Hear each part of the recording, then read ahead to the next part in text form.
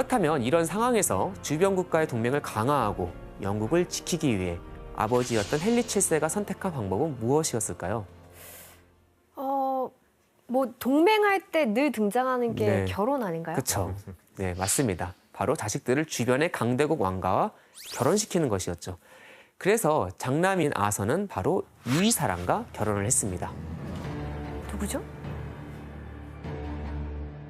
아서 튜더와 결혼식을 올린 주인공은 당시 유럽의 최강대국 중 하나이자 가톨릭의 수호자를 자처했던 스페인의 공주 아라곤의 캐서린이었습니다.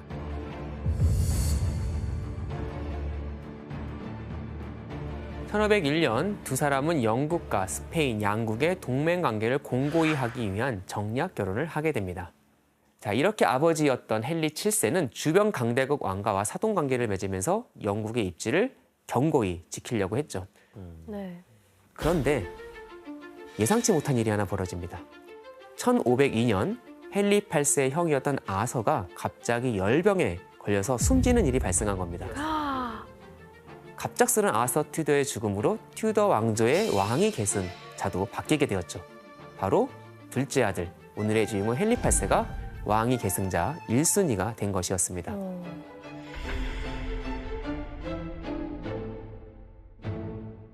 이렇게 헨리 8세가 왕위 계승자가 되면서 영국의 역사 역시 뒤바뀔 운명을 맞게 됩니다.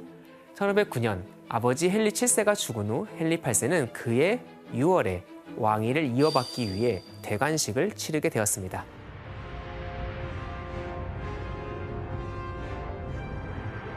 그리고 대관식 직전에 형수였던 캐서린과 결혼식도 올리게 되었죠.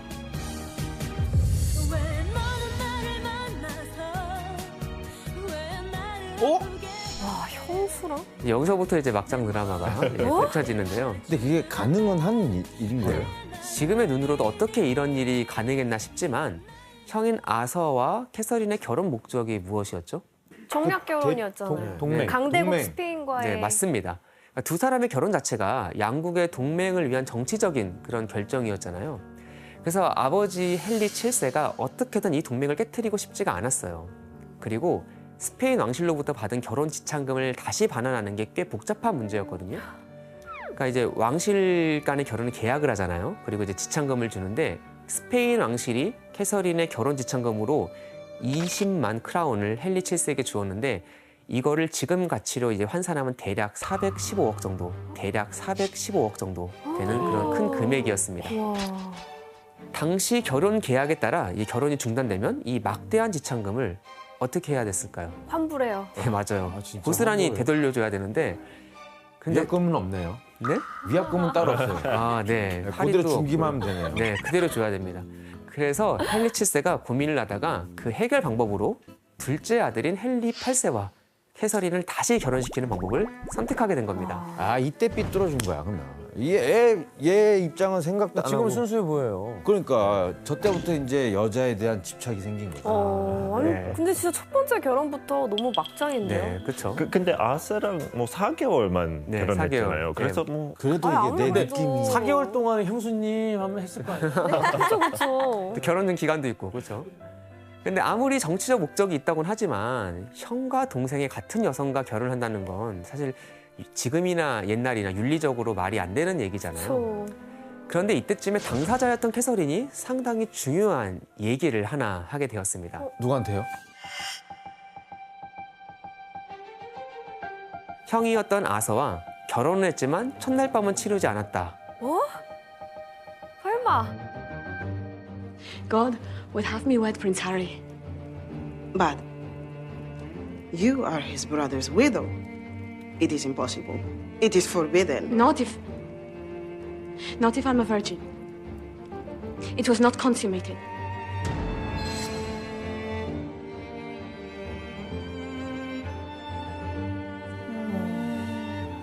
뻥입니다. 네. 거짓이에요.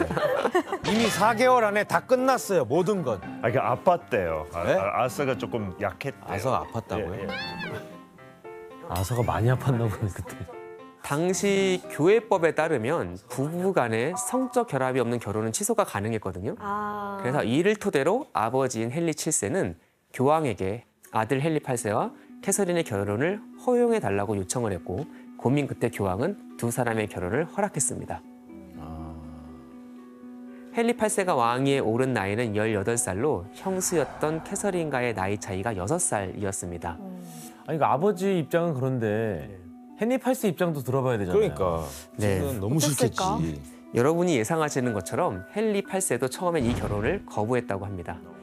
하지만 이제 아버지였던 헨리 7세 유언도 있었고 또 이제 왕이 된 다음에는 국가의 이익을 위하는 게 또 중요했잖아요. 그래서 결국 캐서린과의 결혼을 받아들이게 되었죠.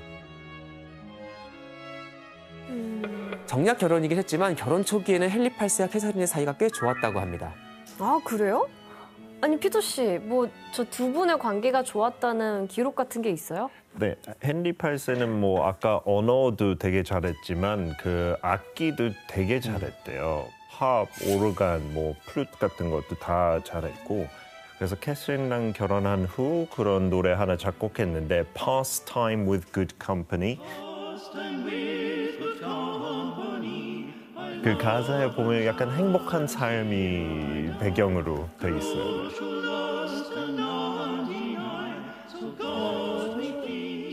이렇게 헨리 8세와 캐서린 두 사람이 결혼하는 데는 많은 난관과 우여곡절이 있긴 했지만 결혼 이후의 생활은 꽤 안정적이었죠. 금이 가기 시작한 이유는 바로 캐서린이 아들을 낳지 못하고 있었던 거에 있었습니다. 캐서린은 1511년에 첫 아들을 낳았지만 곧바로 그 아들이 죽었어요. 아이고. 그리고 여러 명의 아이를 낳았지만 불행은 계속되었습니다. 모두 사산하거나 얼마 못 가 죽고 말았거든요. 사살했다고요? 사산. 사살. 네. 총 3남 3녀를 낳았지만 결국 살아남은 유일한 혈육은 1516년에 태어난 딸 훗날 피에 메리라고 불렸던 메리뿐이었습니다. Mary. My darling daughter.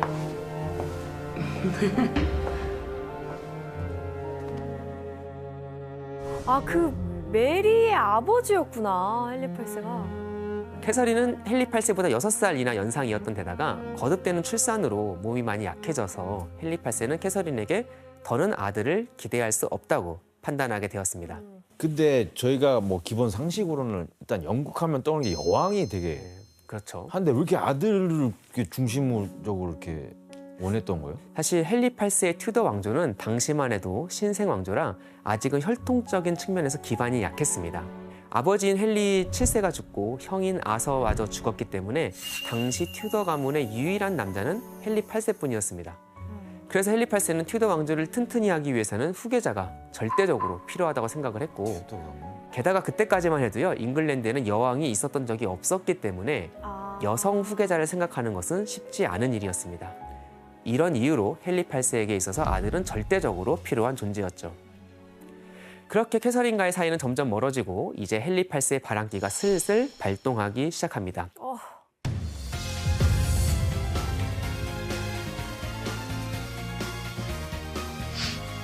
캐서린이 아들을 낳지 못하는 사이 헨리 8세가 여러 명의 정부를 둔 것은 물론이고 수많은 여인과 연문을 뿌리기 시작했죠.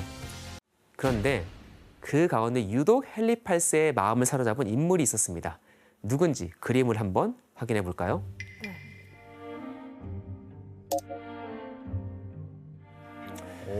네, 바로 앤 불린이란 여성입니다. 근데 초상화로 봐도 그 첫 번째 부인이랑 이 이미지나 스타일이 완전 달라요. 자, 근데 놀라운 것은요, 이 앤 불린이 당시 캐서린의 시녀였다는 거죠. 아, 매일 아내와 함께 다니는 시녀와 바람이 난 셈이었죠. 와, 이것도 막장인데요?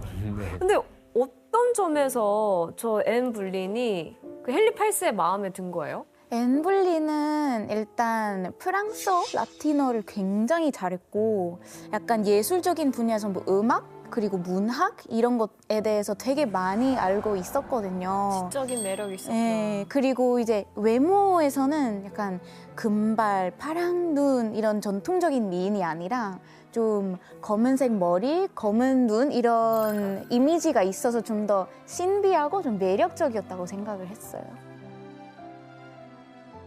와, 진짜 달랐구나. 죄송한데 근데 교수님 직업이 시녀잖아요. 네. 시녀인데 너무 배운 게 많고 능력이 뛰어난 거 정말 아니에요? 고스펙 같죠. 네. 네. 당시 영국 왕실의 시녀는 우리가 생각하는 그 궁녀, 뭐 무술이 그런 거와는 다릅니다. 영국 왕실의 시녀는 명문가 출신으로 어느 정도 교육을 받은 여성에게 주어지는 직책이었는데 그래서 영어로 Maid of Honor라고 불렸습니다. 왕실의 수행원 역할을 했던 시녀는 일종의 왕실 직원과도 같았던 것이죠. 피터 씨 그럼 시녀 말고 왕실에 약간 명예로운 직업들이 뭐가 있어요? 지금 생각하기 조금 이상할 수도 있는데 그 병기 보좌관 있었어요. 병기 보좌관 있었어요. 병기 보좌관. 큰일 볼 때마다 뭐 수건하고 그 대야를 세팅해 놓고 약간 그 변 상태도 보고 의사랑도 그렇죠. 왕하고 비슷하네. 네, 우리나라 그런 거 왕의. 있었죠. 근데 이 직업은 그 옆에 왕 옆에 약간 그 사적인 얘기도 들을 수 있고 정치적인 얘기도 들을 수 있으니까 그런 청탁도 많이 들어왔대요 이 사람들한테. 아 일을 보면서 약간 혼미해지니까 네, 그렇죠. 술술 털어놓는군요. 맞아요. 네. 그렇지. 오늘은 똥색이 별론데 뭐 고민 있으십니까? 이렇게 고민에 털어놓는 거죠.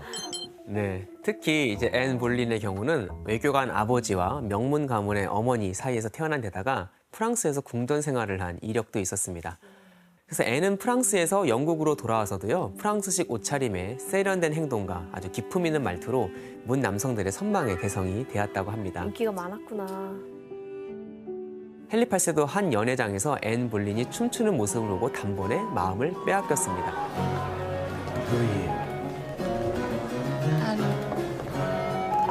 Anne Boleyn.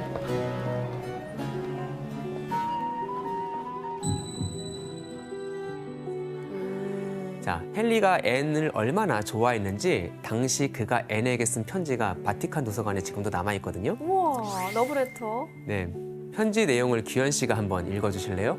야 이거를 제가요. 헨리 8세로 빙의해서 한번.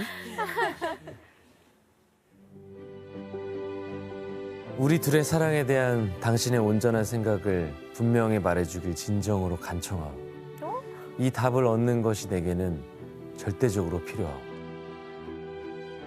나는 내가 당신 마음과 애정 속에서 자리를 찾을 수 있을지 어떨지 불확실한 상태에서 1년이 넘도록 사랑의 화살에 시달려왔소. 하지만 당신이 진정으로 기꺼이 충실한 연인이자 친구 역할을 한다면, 당신의 몸과 마음을 내게 준다면 당신을 나의 유일한 연인으로 받아들이겠소. 나의 생각과 애정에서 당신 외의 다른 모든 것을 버리고 오로지 당신만을 섬기겠소. 와, 좀 닭살 돋는데요? 완전 바람둥이. 근데 좀 사랑꾼 같기도 하고. 그쵸. 근데 거의 뭐 반 협박 아니에요? 왕이 이러면 뭐 어떻게 해야 돼? 천하의 헨리 8세가 앤에게 절절하게 매달리는 모습이죠. 와. 근데 사실 그럴 만한 이유가 있었습니다. 앤 볼린은 헨리 8세의 정부가 될 것을 거부했고 정식 결혼을 요구하고 있었기 때문이죠. 근데 피터 씨, 근데 앤 볼린이 정식 결혼을 요구한 특별한 이유가 있어요?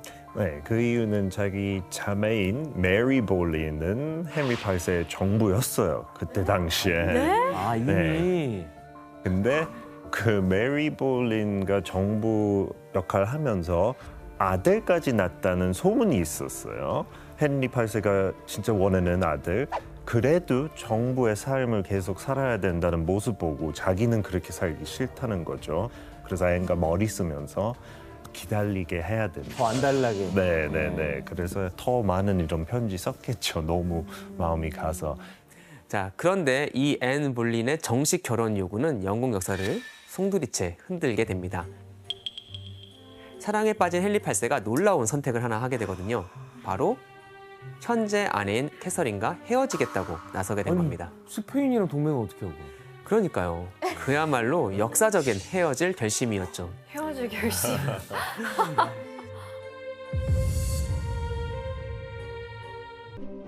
누구든지 그의 형제 아내를 데리고 살면 더러운 일이라.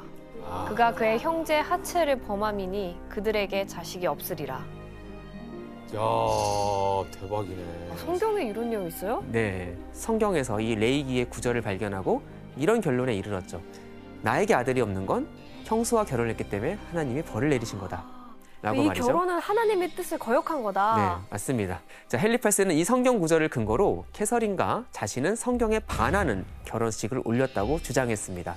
그리고 덧붙여서 형의 아내였던 캐서린이 자신과의 두 번째 결혼 당시 이미 순결을 잃었다고 이렇게 보충 의견을 내기도 했었죠.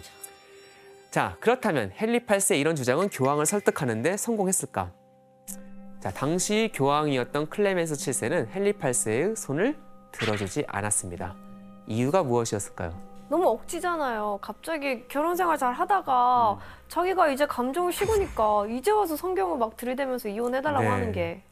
자, 헨리 8세의 혼인 무효 주장을 인정하면 이전에 이 결혼을 특별히 허락한 전임 교환의 특별 관면이 잘못됐다는 걸 가톨릭 교회가 인정하는 셈이 돼버리잖아요. 그러니까 교황이 오류를 범했다라는 걸 인정하게 되니까 이거를 받아들이기가 쉽지 않았습니다. 그렇구나. 그리고 자, 당시에 유럽의 최강대국의 황제가 누구였냐면 바로 신성 로마 제국 황제 카를 5세였습니다. 당시 유럽의 최강국인 스페인의 카를로스 1세이자 신성 로마 제국에서는 황제 카를 5세라고 불렸던 사람이 캐서린의 조카였기 때문이죠. 그러니까 교황 입장에서는 이 혼인 무효를 허락해 줄 경우 황제와의 관계가 틀어질 게 뻔했죠. 그럼 캐서린도 굉장히 권력이 있는 상태인 거잖아요. 함부로 그렇게 대할 사람은 아니었던 것이죠. 대단한 분인데요, 캐서린이. 야, 나 같으면 그 볼링 그 여자를 난 포기해. 와, 어쨌든 그럼 혼인 무효는 그냥 반대가 된 물 건너간 거네요. 네, 그렇게 볼 수 있는데요. 두 사람의 혼인 무효를 둘러싼 공방은 7년간이나 지속되었습니다. 7년간이나 지속되었습니다. 그리고 시간이 흐르고 이제 헨리 8세의 나이가 40을 넘었어요. 그러니까 이제 당시 그 수명을 생각을 해보면 자기도 나이 들고 아들을 낳을 시간이 점차 이렇게 끝나간다 느꼈던 것이죠. 이후 헨리 8세는 그 다음 해인 1533년 교황의 허락이 없이 독단적으로 앤 볼린과 결혼식을 하고야 맙니다.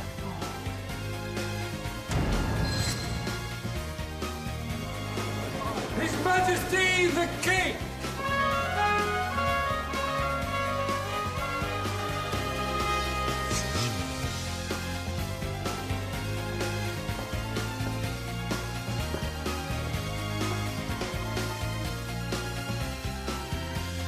그럼 이혼이 제대로 안 된 상태에서 새 결혼을 한 거네요? 네, 캐서린 그럼 계속 궁에 있어요? 네 아직 있어요.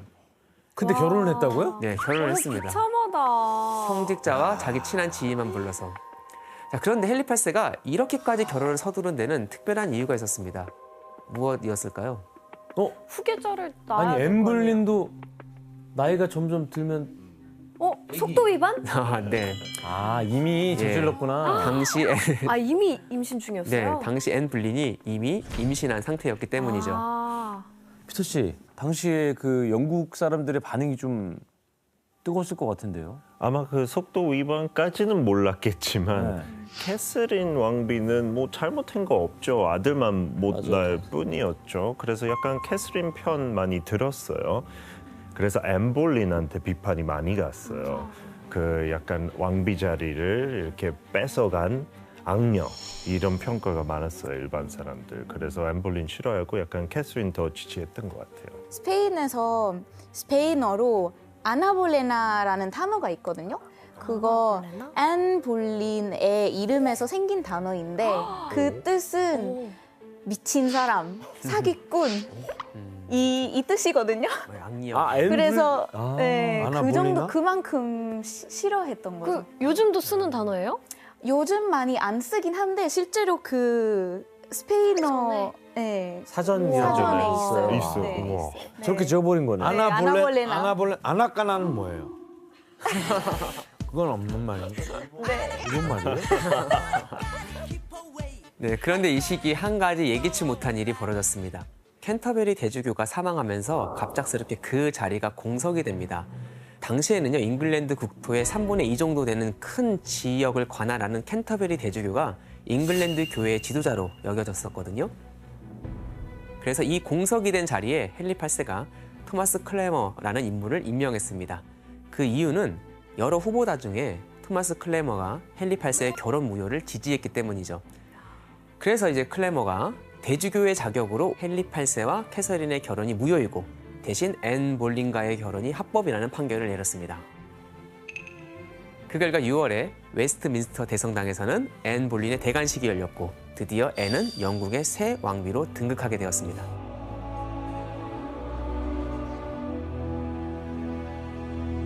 With this St. Edward's crown, I do solemnly crown you Queen of England. And may you bear a new son, the King's blood. 네. 교수님 근데 이 대주교의 판결만으로 그 혼인 무효가 성립이 되는 거예요? 사실 그렇지 않죠. 왜냐하면 아직까지 잉글랜드 교회의 수장은 교황이었고 그건 논리적으로 캔터베리 대주교가 내린 판결도 교황이 인정하지 않는 한 성립될 수가 없죠. 그래서 이때 헨리 8세가 정말 중요한 결심을 하나 하게 됩니다. 교황의 허락을 받을 수가 없다면 교황의 허락이 더 이상 필요하지 않는 상황을 만들면 되잖아요.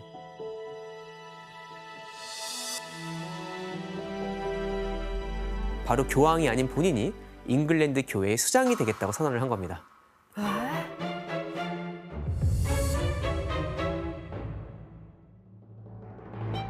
와, 그럼 이제 완전히 가톨릭과 등을 돌리는 거네요? 맞습니다.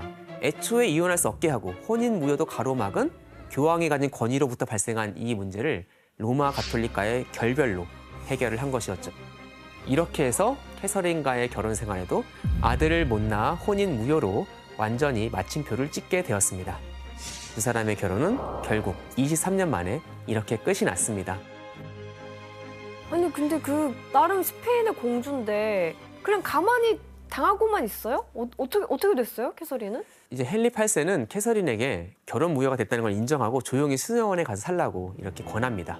수녀원에? 네. 진짜 너무해. 그니까요. 이에 대해서 캐서린이 뭐라고 했을까요? 아니야? 아니야. 수녀원을 보낸다고? 아니 근데 내가 수녀도 아닌데. 근데 그냥 순순히 갔을 것 같아. 캐서린은 그 제안을 단호하게 거절했습니다. 그쵸, 거절해야죠. 그리고 말도 헨리 안 되는 일이죠. 맞습니다. 캐서린이 자신의 제안을 받아들이지 않자 헨리 8세는 일방적으로 궁에서 캐서린을 쫓아버렸고 생활비는 물론이고 연금조차 끊어버려서 캐서린을 궁핍하게 만들었습니다. 영국 내에서요? 네. 와. 그렇다면 캐서린과 로마 카톨릭 이 모두와 결별을 선언한 헨리 8세는 1534년 자신이 교회의 최고 수장이 되는 수장법이라는 걸 통과시킵니다. 이 수장법을 통해서 종교 권력과 정치 권력을 일원화시킬 수 있었습니다. 재정 일치를 한 거네요. 그렇죠. 이제 영국의 모든 성직자는 왕에게 종속되었고 왕은 제한 없이 교회의 행정, 재정, 인사에 개입할 수 있는 권한을 갖게 되었습니다. 자, 그리고 이때 헨리 8세는 수장법 선포와 함께 수장법을 강제하기 위해서 이것을 제정합니다. 이걸 반역법이라고 하는데요. 수장법을 공고히 하기 위해서 누구든 이 수장법을 따르지 않으면 대역죄인으로 간주해서 처벌하겠다고 한 것이었죠. 피바람 불겠는데요. 네, 맞습니다. 헨리 8세의 잉글랜드 국교회의 성립은 당시로서는 파격적이고 이례적인 사건이었죠.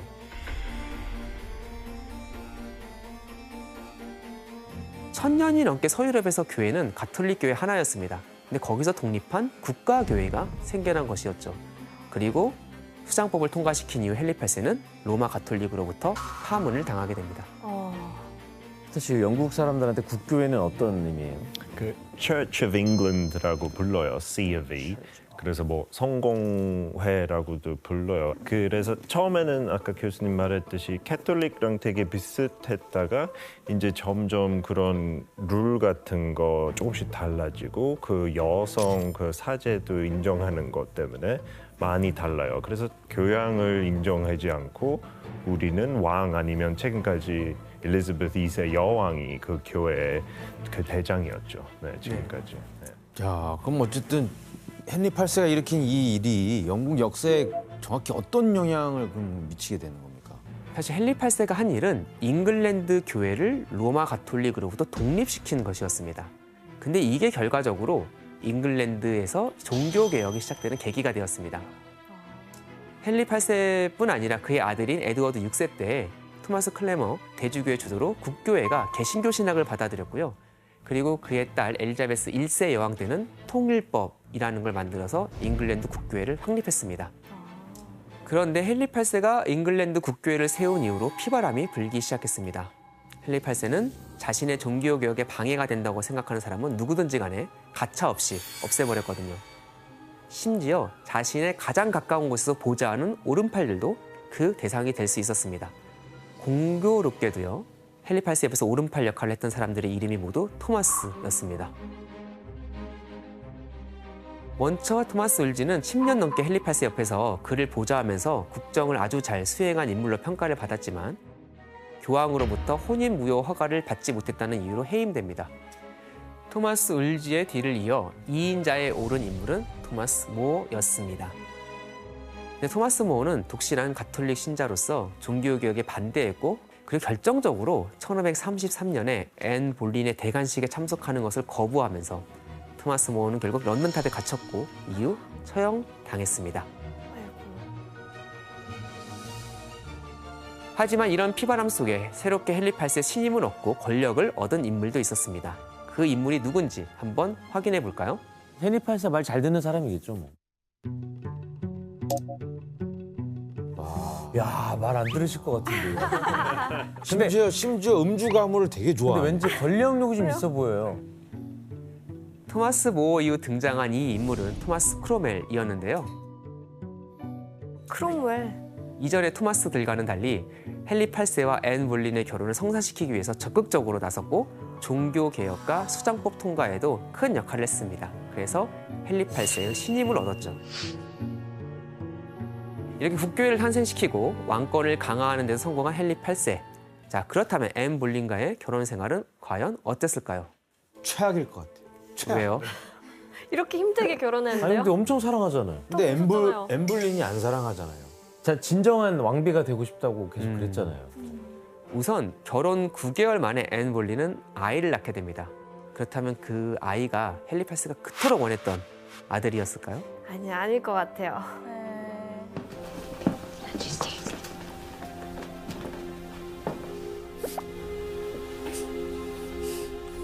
I'm so sorry. 그들의 바람과는 반대로 딸을 낳았는데 이 딸이 바로 영국사에서 대단한 업적을 남긴 여왕 엘리자베스 1세였습니다. 아, 엘리자베스 1세. 엠블린의 딸이었군요. 네, 맞습니다. 네. 역사에 남는 인물이지만 당장은 헨리 8세에게 그 딸의 존재가 그렇게 반갑지는 않았겠죠. 엘리자베스를 낳은 이후에도 앤 볼린은 아들을 낳기 위해서 임신과 유산을 반복했습니다. 그리고 1536년에 또 한 번 어렵게 임신을 하게 됩니다. 그런데 임신한 기쁨도 잠시 헨리 8세에게 예기치 못한 사고가 벌어지면서 앤 볼린이 아주 큰 충격을 받게 됩니다.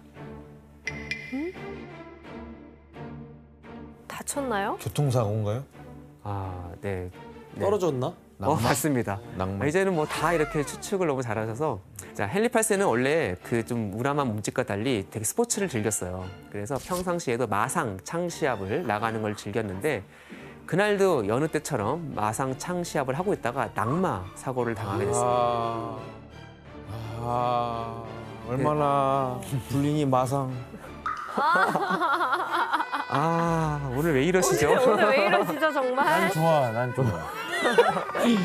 사고가 났을 당시 헨리 8세가 2시간 정도 정신을 잃었다고 하는데 왕이 크게 다쳤다는 소식에 애는 큰 충격을 받았고요. 그로 인해서 며칠 후에 유산을 하고 맙니다. 아이고. 그런데 이 유산이 더욱 충격적이었던 건 이렇게 사산된 아이가 아들이었기 때문이에요. 하필이면. 네. 그리고 우연인지 운명인지 이 사산한 날이 첫 번째 아내였던 캐서린의 장례식이 열린 날이었다고 하죠. 어머, 불길하다. 네. 요즘 이 헨리 8세의 낙마 사고의 폭풍이 뭐 여러모로 엄청나네요. 네, 맞습니다. 실제로 이 시기에 헨리 8세는 다리를 다치면서 이제 야외 활동도 마음대로 할 수가 없었고요. 그래서 쌓인 스트레스 때문인지 굉장히 신경질적인 사람이 되었습니다. 그리고 무엇보다 문제가 어렵사리 임신한 아들을 잃어버렸다는 건데요. 이게 결국 두 사람의 사이를 크게 흔들어 놓았죠. 결혼 생활이 더 이제 삐끄덕되겠네요. 네, 맞습니다. 앤 볼린에게 아들을 얻을 수 없게 되자 헨리의 마음이 차갑게 돌아서 버린 겁니다.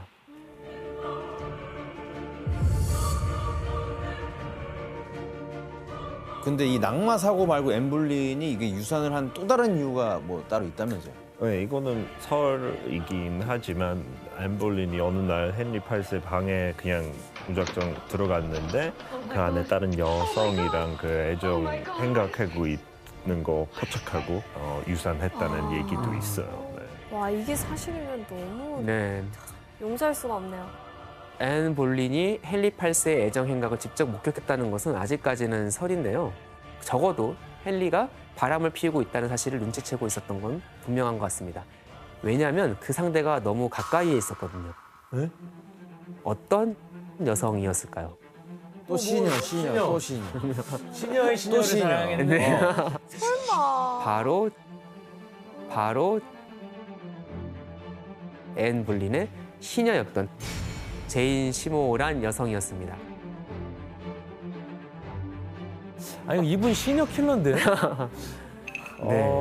공교롭게도 앤 볼린과 제인 시모는 모두 헨리 8세의 전 아내 시녀라는 공통점이 있었죠. 와.